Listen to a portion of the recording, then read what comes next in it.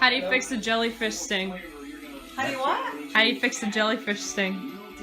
You pee on it. No. Today I'm going to be telling you about the Prayja. What is a Prayja? Well, let me tell you. It's a long jellyfish looking thing. It's got a gelatinous head and then a tail, or a long tail of tentacles. Funny story, this is not actually just one organism. The Prayja are colonial organisms, meaning they are not just one living thing together. There are many individuals put together in a colony, similar to that of the Obelia. Where do these guys live? They live in the Pacific Ocean. You can usually find them off the coast of California. Sometimes you can find them off the coast of British Columbia. The average salinity that they live at is 34 to 37 ppt. The average temperature is 68 to 52 degrees Fahrenheit. Or, if you're not in the US, 20 to 11 degrees Celsius. They usually live at depths of around 2,297 to 3,281 feet below the surface. They can grow to be about 130 feet long. This is really cool because that's longer than a blue whale, and we all know how big a blue whale is. They're also bioluminescent, which is really cool because what's not cool about an animal glowing? The answer is nothing. Everything is cool about it. And this is actually not uncommon for organisms that live so deep in the ocean, considering there's a lack of light, so they make their own. Their lifespan. Technically, these guys could live forever, but based on the minimal research that we've done on them, the average recording of how long they live is about 10 years, which is not forever. It's actually not very long at all. Reproduction, everyone's favorite uncomfortable topic. They can either be asexual or sexual, depending on circumstance. When they first start off, they'll use sexual reproduction. A fertilized egg will kick off the colony, and from there they'll use budding to grow the tentacles. Food source, mainly small crustaceans, fish larvae, gelatinous animals, and small fish. Then on to the meat of the matter. Pollution is their major threat, physical and chemical. Physical being people just throwing garbage everywhere, not cool.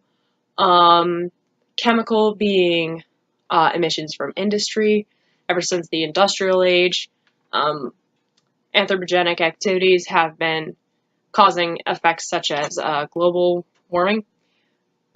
When these chemicals, such as carbon dioxide, our NOx and our SOx, which is our nitrogen oxides and sulfur oxides, when they're released into the atmosphere, they can cause smog and what am I thinking here? Acid rain from sulfur oxides, creating sulfuric acid when they bind in water.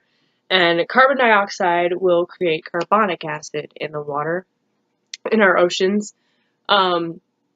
This releases H+ ions, which can cause things such as coral bleaching.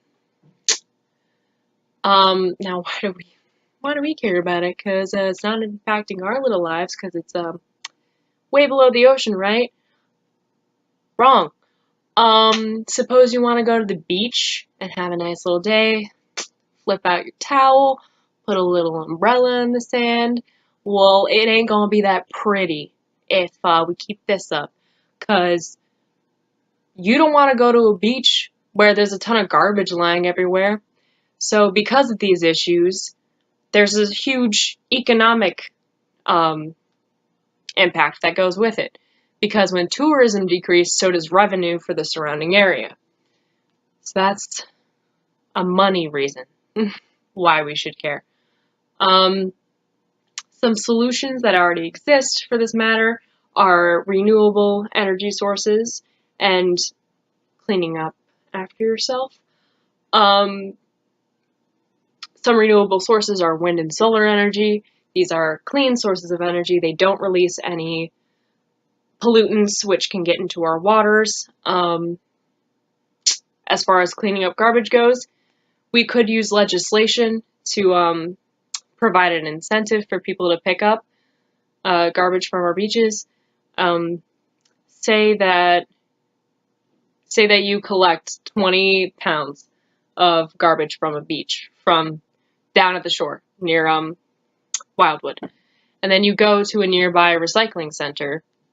We could implement legislation that would make you eligible for tax cuts or benefits, because no one likes taxes. So if we say, hey, you can get out of some of your taxes for helping us out, then that would create something that would encourage people to help the environment. That happened. I'm sorry, what did you do when you get stung by a jellyfish? Absolutely, yes. I had a couple Coronas.